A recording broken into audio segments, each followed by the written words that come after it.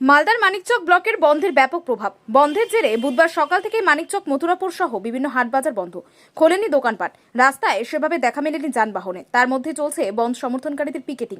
পুলিশের সামনে বন্ধ সফল করতে হাটবাজার দোকানপাটের সর্বাত্মক বন্ধের রূপ দিতে মরিয়া বন্ধ সমর্থনকারীরা। নরমে গরমে চলছে বন্ধ সফল করার মারপিট চেষ্টা। সারা ভারত গণতান্ত্রিক মহিলা আমরা আর একবার আপনার সবাইকে অখিলেশ প্রয়াত জ্যোতি বসুর প্রয়াণ দিবস আমরা জেনেছি। তিনি যোদ্ধার ঘরের ছেলে হলেও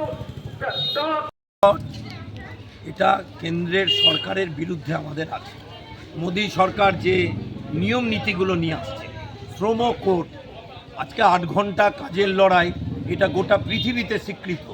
গুজরাটে বিজেপি সরকার অর্ডিন্যান্স জারি করেছে 12 ঘন্টা কাজ করতে হবে, তাহলে ওভার টাইম পাবে না, তাকে 12 ঘন্টা 7টায় গেলে 7টায় ফিরে আসতে হবে সন্ধেবেলা। তারপরে স্মার্ট মিটার জোর করে লাগাচ্ছে। প্রথম তো এই দোকান কর্মচারী, টোটো চালকরা বিপদে পড়ছে, তাদের বর্ধিত আজকে দিতে হবে।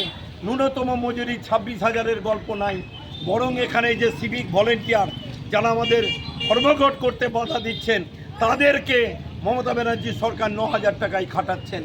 ফলে এইসব দাবি নিয়ে এক মোদী সরকারের বিরুদ্ধে আমাদের ধর্মঘট গোটা দেশে হচ্ছে। মানিকচকে সর্বাত্মক হচ্ছে। সকালবেলা কিছু বাস চালানোর চেষ্টা হয়েছিল, পুলিশ প্রশাসন করেছিল, আমরা আটকেছি, পিকেটিং করেছি।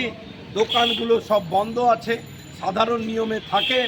বাজারের দোকানগুলো এবার দেখলাম বন্ধ করেছে। ছোট গাড়ি প্রায় চলছে না, যেগুলো চলছে তারা জানেন না।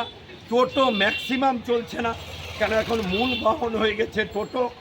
অনেক সময় অন্য দিন যা টোটো চলে তার 5% টোটো আজকে চলছে না।